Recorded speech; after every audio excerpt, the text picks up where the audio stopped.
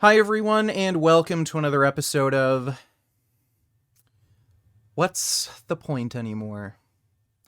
But anyway, today we're going to be talking about Fresh and Fit, aka Two Guys Who Hate Pretty Girls. And recently they uploaded a short to their YouTube channel where one of their co-hosts, Myron, went on a weird rant talking about how it's okay for men to cheat and have plenty of sex with other women, but it's bad for women to cheat and have lots of sex with other men. Alright guys, all cheating is not equal. In other words, if I'm a guy and I have sex with another girl and I have a girlfriend, it's not really cheating like that. But if a girl has a boyfriend and she has sex with another guy, that's definitely cheating. As a matter of fact, if she even talks to another guy, it's cheating. Why? Because it is easy for girls to get in relationships and get sex from men, but it is very difficult for men to get sex and relationships from women. So the reality is we're not the same. There's double standards. It just so happens that women always cry and complain when there's double standards that don't benefit them. Yeah, so normally I would just sit here and explain in detail why everything he just said was stupid, but I got lucky tonight, and Fresh and Fit were doing a hater call-in stream where they let anybody call in and, argue with them, and I actually got on the phone with them, and I was able to speak with them directly, and this is what happened. Hey, do you hear me? Someone disagreeing here. Games? Yeah. Hey, what's up? So, I wanted to talk to you about a short you recently made where you said it's a good thing when men have multiple partners or cheat, but it's a bad thing when women have multiple partners or cheat. Do you remember that short? You made it recently? Okay, so first of all, the argument...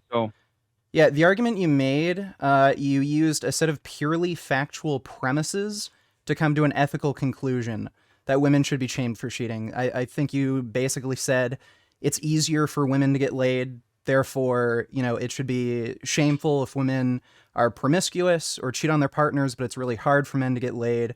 So that makes it a good thing for them to get lots of sex. It's like a sign of status or something, or working hard. So this is an a philosophical problem called the is-ought gap. If you make an argument with purely factual premises, it doesn't make any logical sense to come to an ethical conclusion. So it was just a very poorly constructed argument to begin with. And secondly, if we were to ignore that issue, I don't know why you'd come to the conclusion that it's shameful for a woman to take advantage of it being easy to get sex. There are plenty of situations where people just have natural talents or things come easy to them. So like if a really big, strong dude who's just naturally strong goes and plays football, you'd expect somebody to take advantage of some sort of benefit or, skill they have. And there are plenty of guys who it's very easy for them to have sex. They're just really naturally good looking, maybe just naturally. They have great social skills. So if you're going to have this sort of position where women should be shamed because it's easy for them to get sex, I don't even know why this has anything to do with gender. If that's the basis for shaming somebody for being promiscuous, like you should just shame somebody for having sex or a lot of sex if it's just easy for them to get sex, regardless of their gender.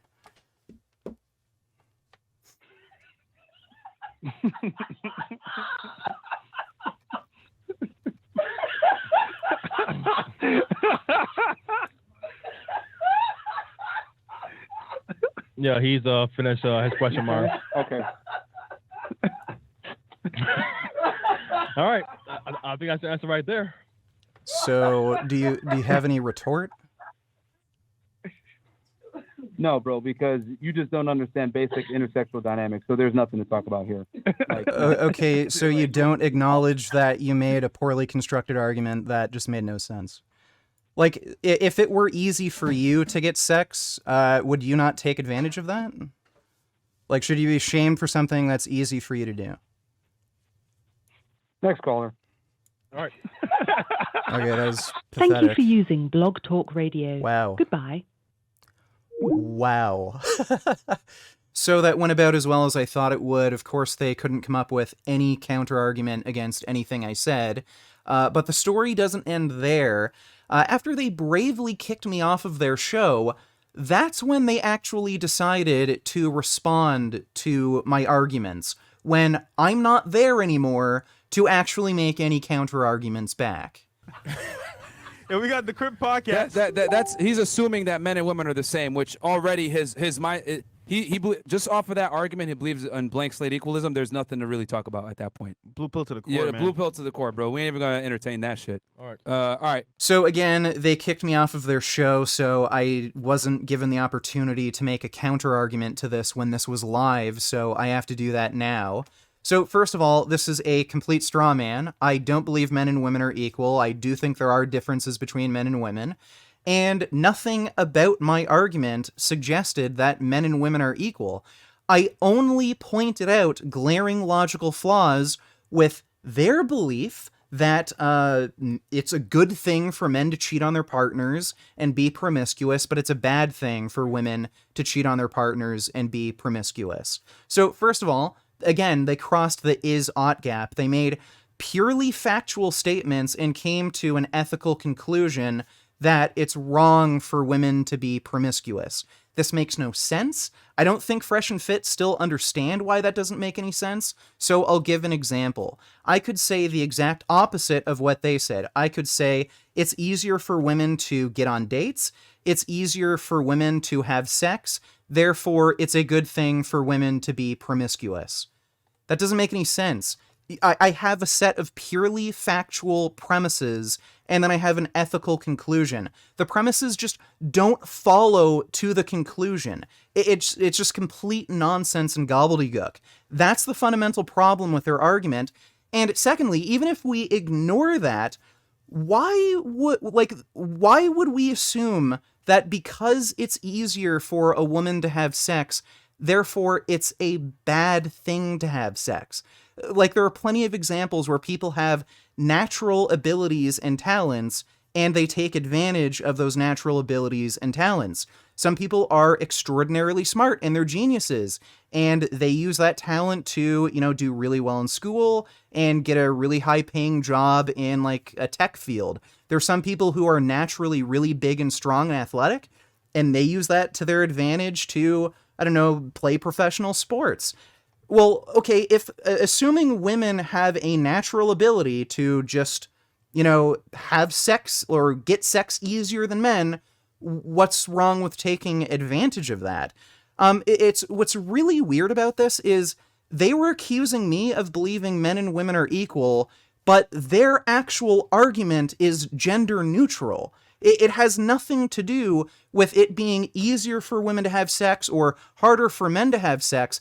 Their argument hinges upon the idea that if it is easy for you to do something or get something, therefore you should be shamed for doing the thing that it's easy for you to do. So according to their argument, if people should be shamed for doing things that come easy to them, like getting laid, then men who have an easy time getting laid because they're good looking and maybe naturally have good social skills, then those men should be shamed for being promiscuous. Just like how they believe most women should be shamed for being promiscuous because they believe every woman has an easy time getting laid. So their whole argument is gender neutral, but then they're criticizing me for believing men and women are equal when that has nothing to do with anything I said. Just off of that argument, he believes in blank slate equalism. There's nothing to really talk about at that point. Blue pill to the core, yeah, man. Blue pill to the core, bro. We ain't even gonna entertain that shit. All right. All right. And again, rather than attacking my actual argument, they just make a personal attack against me, which is an ad hominem. They accuse me of being blue-pilled, which, according to them, that's a negative descriptor. Again, that has nothing to do with my argument, nothing to do with what I said. Rather than actually attacking my argument, they just gave me a negative descriptor. You're blue-pilled, which is funny because they constantly complain about people criticizing and attacking them personally rather than their arguments. Their biggest response to a lot of our points was, well, that's immature. Well, that's stupid. Well, that doesn't really attack the argument. You're just like attacking us, kind of. Like, ad hominem arguments don't work. So, hey, I'm pretty sure Fresh and Fit are the most cowardly hypocrites I have ever come across, and it gets better. After I embarrassed them on their own show, they then tried to do damage control by claiming it's pointless to debate and come up with counter arguments when somebody argues against you. And keep in mind, this is on a show called Hater Call-In, where supposedly that's exactly the fucking point of the show. And this is why we tell y'all, like, honestly, guys, like, just don't try to debate with, like, people that are blue pill. You know what I'm saying? It's never going to go anywhere. Obviously, on Flagrant, that's, you know, a big podcast. It makes sense for us to go on there and give our viewpoints and have that discussion.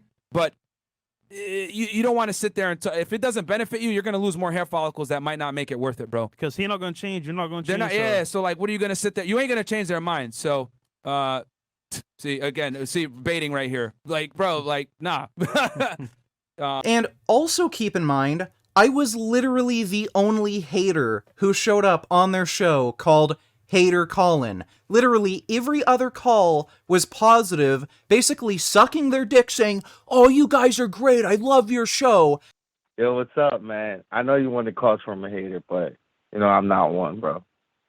I just wanted to call you, saying I love y'all, the content y'all do and everything.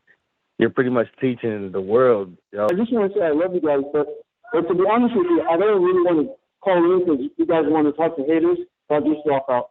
But I love you guys. I spoke with you guys, and I'm really proud of you. Yo, I know you guys are talking to haters, but I just wanted to call in real quick and tell you that the first time I saw that video on the Shade Room of you saying LaQuisha and shit, I laughed my ass off. And then when the only actual hater who gives real legitimate criticism shows up, you just kick me immediately. So clearly Fresh and Fit aren't interested in engaging with their haters or really engaging in any kind of serious debate. They can't handle any criticism or debate. They went on a mass flagging spree where they actually tried to get a bunch of channels deleted from the internet just for criticizing them, giving out false copyright claims. They even tried to do it to Abin Preach. They made a few videos on it. These two dudes cannot handle any kind of criticism, and they just want to live in their own little echo chamber where they just constantly shit on women. And you know what? That's fine. If you don't want to respond to criticism or debate anybody, that's your prerogative. I'm just confused why you have a show called, you know, Hater Call-In if you're not actually going to do that. If you just want your fans to call in and suck your dick, just say, Fan Dick Sucking Call-In Day.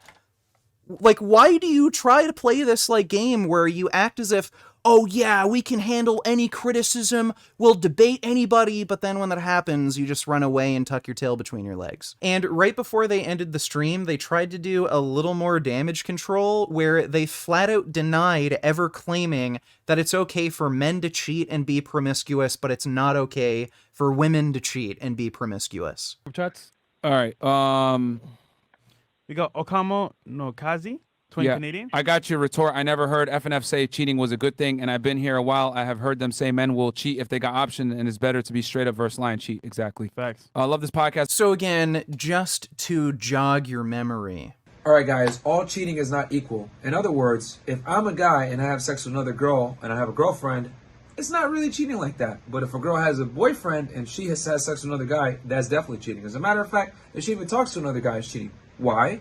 Because it is easy for girls to get in relationships and get sex from men, but it is very difficult for men to get sex in relationships from women. Men can have indiscriminate sex, women cannot. And as a matter of fact, your biology punishes you for doing it. You end up pregnant with a loser's baby. Well, Myron, I guess that explains why every woman you have ever had sex with made sure that you wear a condom. And if you like this video, maybe consider supporting me on Patreon or becoming a member. I have some perks you may find interesting. Be sure to check out my wife and I's OnlyFans. Links are in the description. And if you're looking for vegan pet food, then check out Vigor. They have a wide selection of vegan cat and dog food and pet accessories. And if you use the discount code in the description, you can get 10% off of any order. And as always, keep making those vegan gains. What a relief. When will this poisonous product cease? This is another public service announcement. You can believe it or you can doubt it. Let us begin now with the cow. The way it gets to your plate and how.